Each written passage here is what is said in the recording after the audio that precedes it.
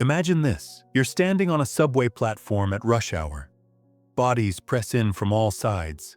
Suits, hoodies, earbuds glowing like electronic leeches. Everyone is moving in perfect unison.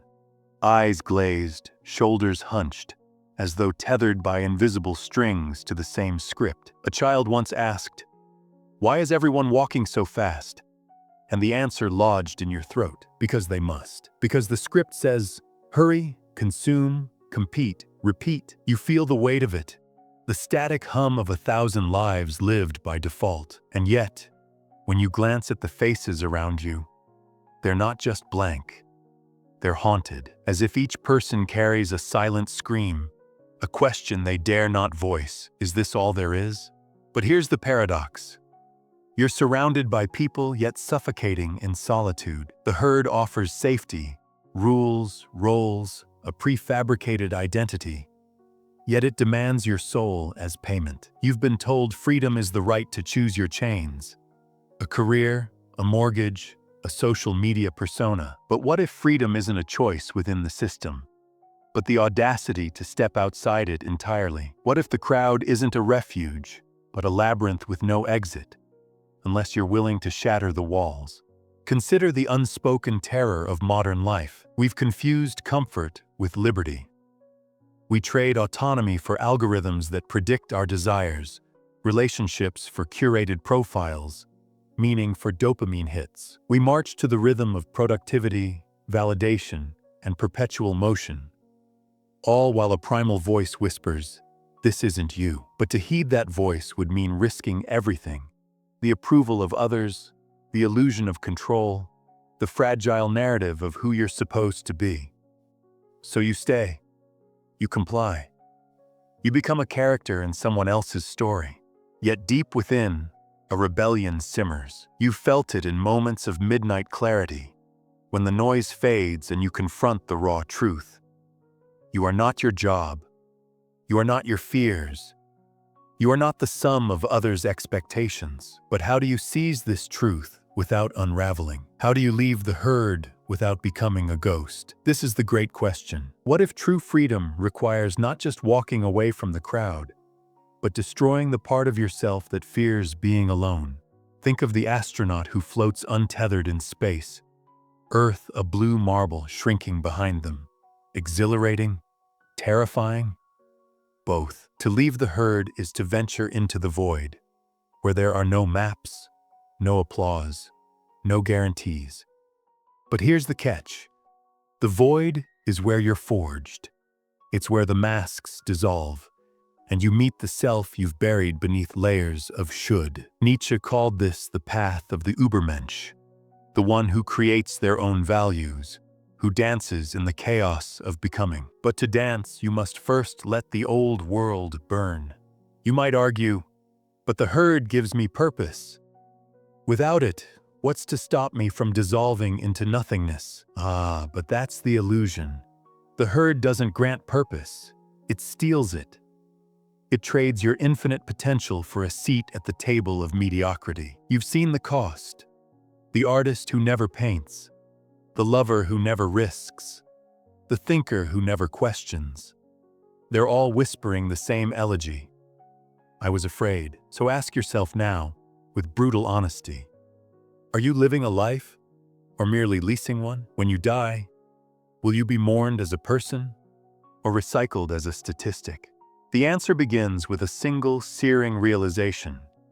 You are already free, but freedom, true freedom, is a fire that consumes the cages you've mistaken for skin. It demands you stop asking for permission to exist. It requires you to become the storm, not the wreckage. But how? That's where the journey darkens. Because escaping the herd isn't a rebellion, it's a rebirth. And rebirth is always preceded by death. The true prison isn't the crowd. It's the voice that whispers, "Stay." It's the invisible architecture of fear and desire built into your nervous system, brick by brick, since childhood. This is the hidden problem. The herd isn't just around you. It's inside you. Nietzsche called it herd morality, the silent pact humanity makes to trade sovereignty for safety. To avoid the abyss of self-creation, we surrender to the comfort of shared delusions. Good is what the group rewards. Evil is what it punishes. But this morality is a cage disguised as a sanctuary. It punishes the very thing that could save you, your capacity to become. Consider the paradox. The herd doesn't need walls. It survives by colonizing your instincts.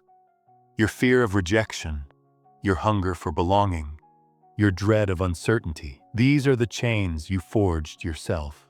But why? Why do we cling to scripts that suffocate us? Carl Jung exposed the blueprint. The collective unconscious, a reservoir of ancestral fears and archetypes that shape your choices before you're even aware of them. You think you're choosing a career, a partner, a lifestyle, but you're often playing a role written by generations of survival instincts. The herd isn't a conspiracy. It's a neural network, a living algorithm of human behavior, and you're both its architect and its prisoner. Schopenhauer took it further. He saw human life as a pendulum swinging between boredom and desire. The herd exists because we're addicted to the swing, to the chase for status, the relief of fitting in, the dopamine of validation. But here's the trap. The swing never stops. You chase, you cling, you consume, yet the void remains. Schopenhauer called this the will, a blind, hungry force driving all life. The herd is its masterpiece, a system designed to keep you feeding the machine. And what a machine it is! Aldous Huxley's Brave New World prophesied a society where comfort is the opiate, where happiness is mandatory and meaning is obsolete. Sound familiar? We've built Huxley's dystopia with smartphones and social media, tools that don't just distract us, but reshape us. Every scroll, every like, every comparison etches deeper grooves into your psyche. You are what you consume. You are how others see you. The herd's power lies in its ability to turn existential terror into a game you can't stop playing. Yet the deepest root is philosophical. Jean-Paul Sartre argued that humans are condemned to be free. We're thrust into a world without inherent meaning, forced to invent ourselves moment by moment. But freedom terrifies, so we flee into bad faith, pretending we're not free, that our choices are determined by biology, society, or fate. I have to work this job. I need to please others. This is just how the world works. These are the lies you tell yourself to avoid the vertigo of responsibility. Viktor Frankl, survivor of Nazi concentration camps, saw this truth in the starkest terms.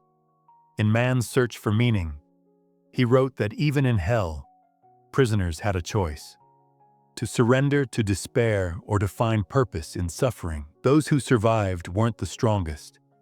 They were the ones who refused to let the herd define their humanity. Frankl's insight cuts to the core. The hidden problem isn't the herd's existence. It's your complicity in its lies.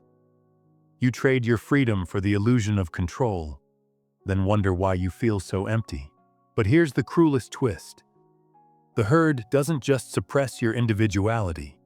It feeds on it. Every time you suppress a desire to conform, every time you silence a dissenting thought, you feed the machine. The system thrives on your sacrificed dreams, your muted rage, your unlived life.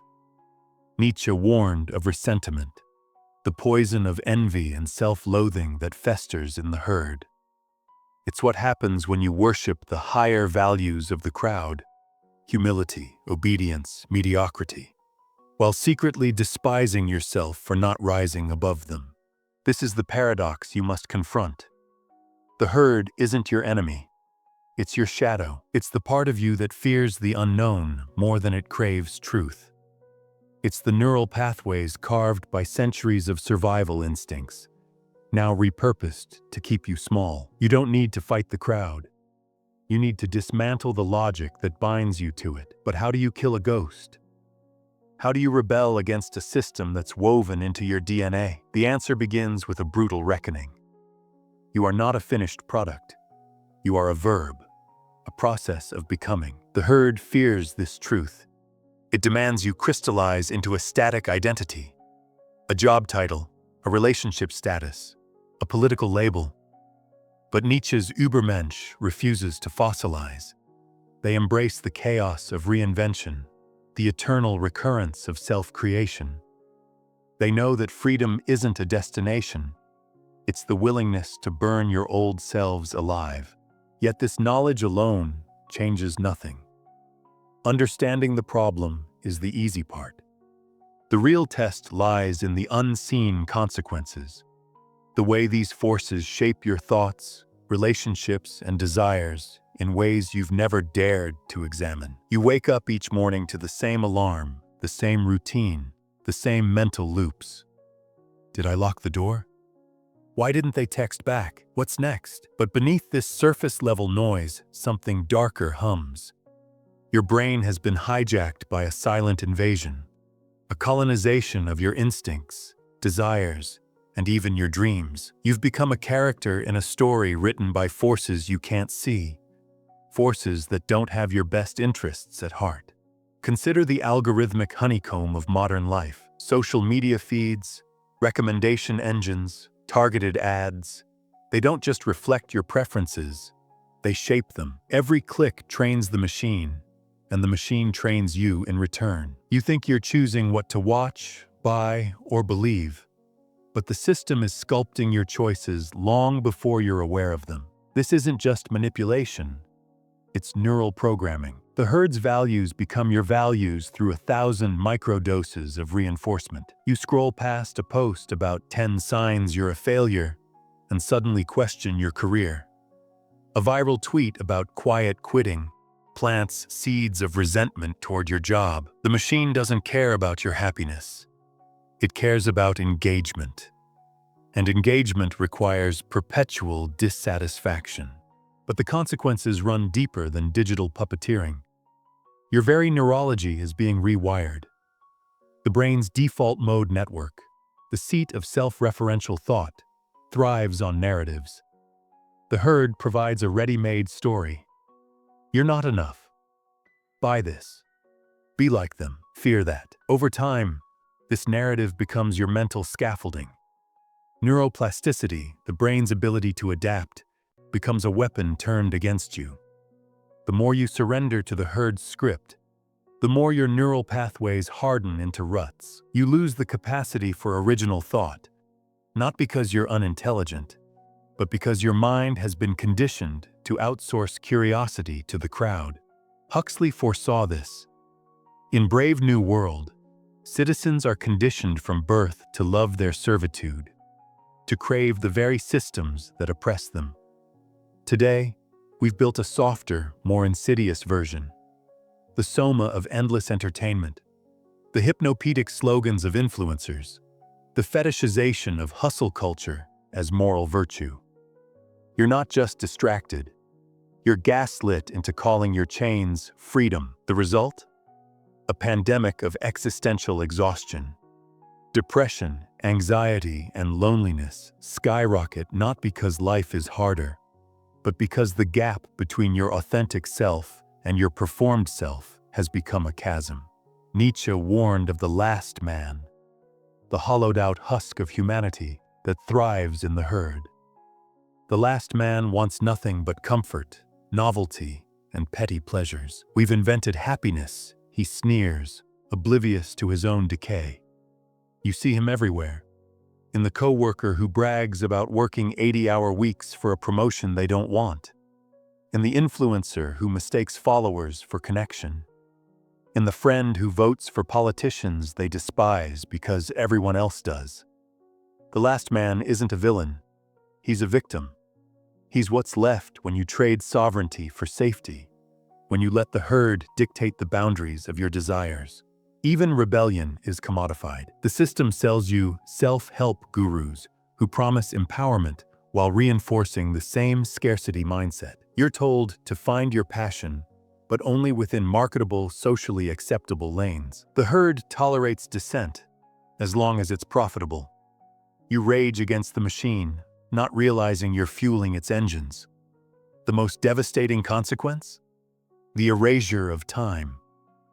Your life isn't composed of minutes.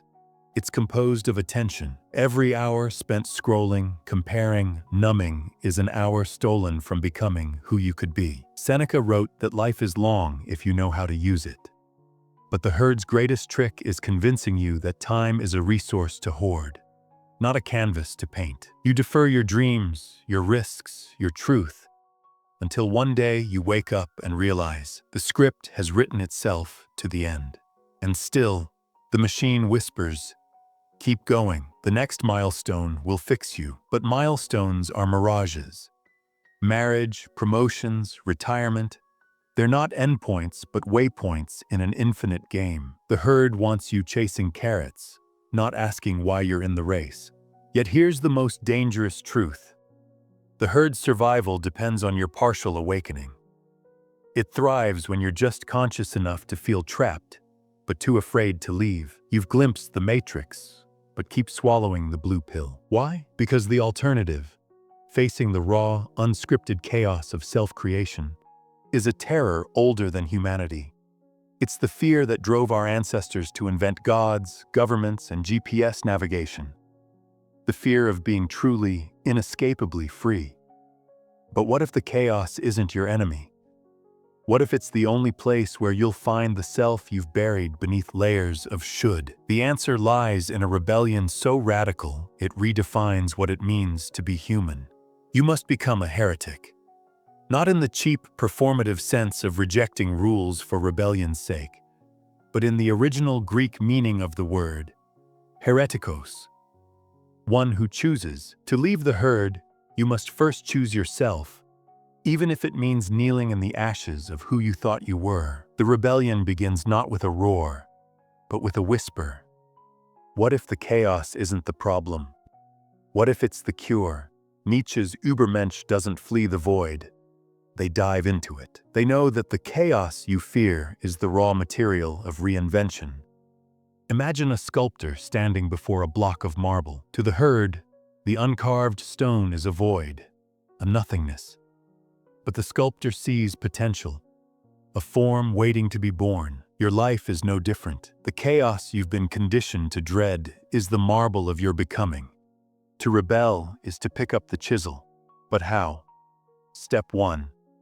Declare war on the shoulds, every should in your life. I should get married by 30. I should want a promotion.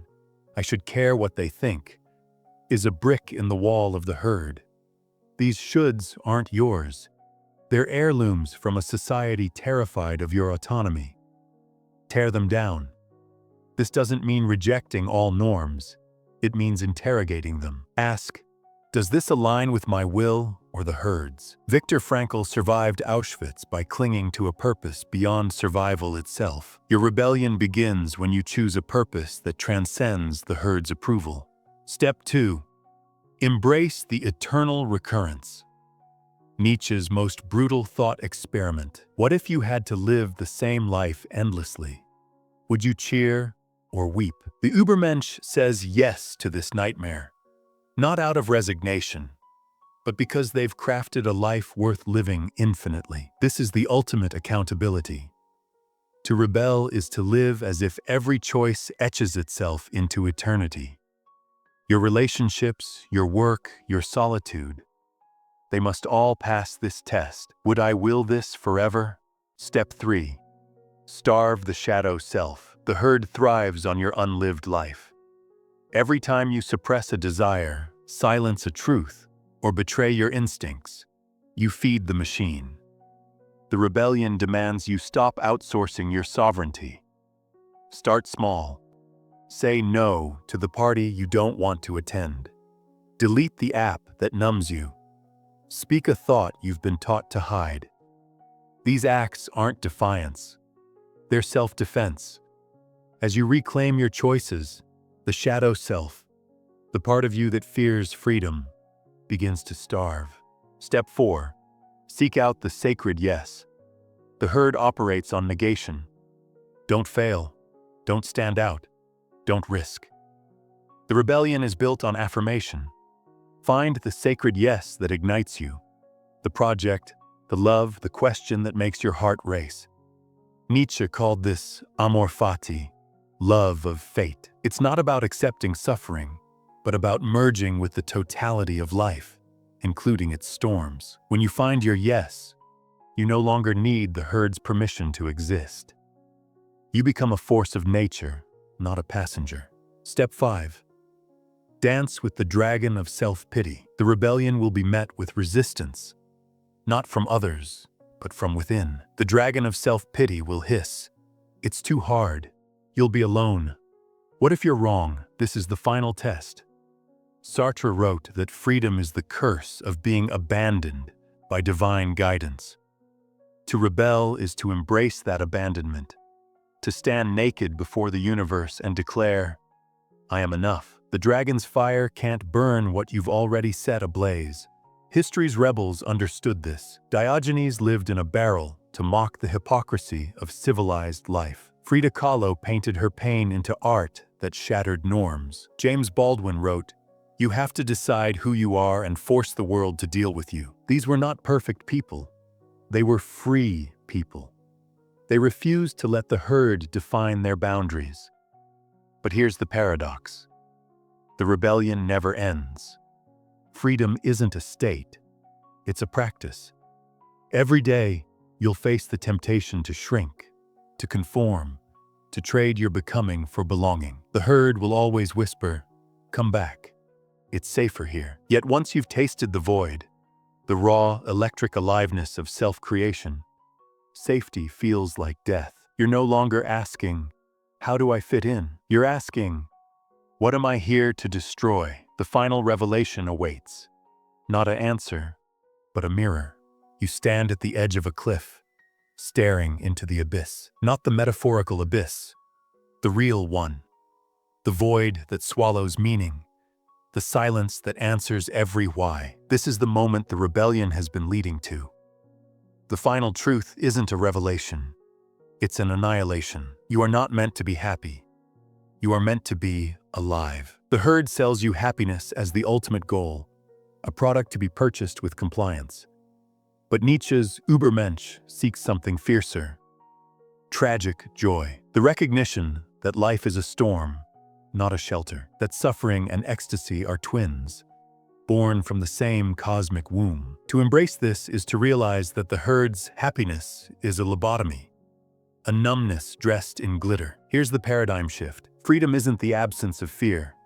It's the alchemy of fear into fuel. Every terror you've avoided, the fear of failure, rejection, meaninglessness, isn't a wall. It's a forge. The herd flees from these fires.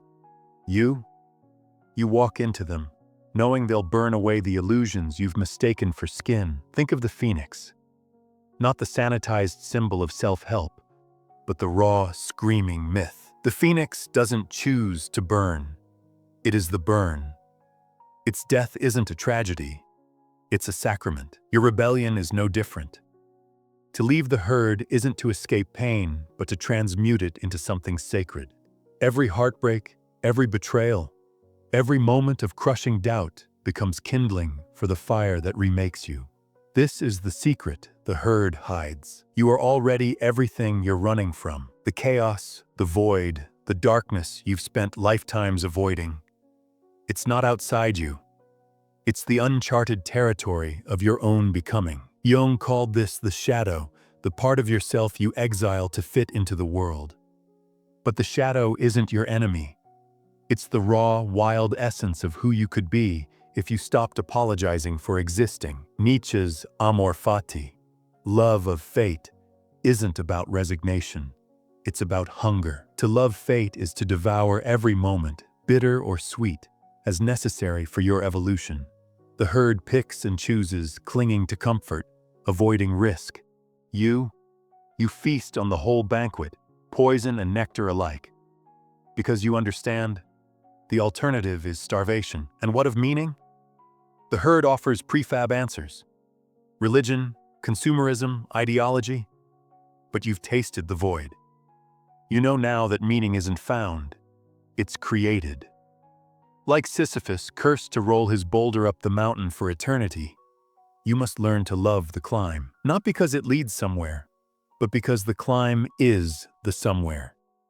Every struggle, every act of will becomes a brushstroke on the canvas of your becoming.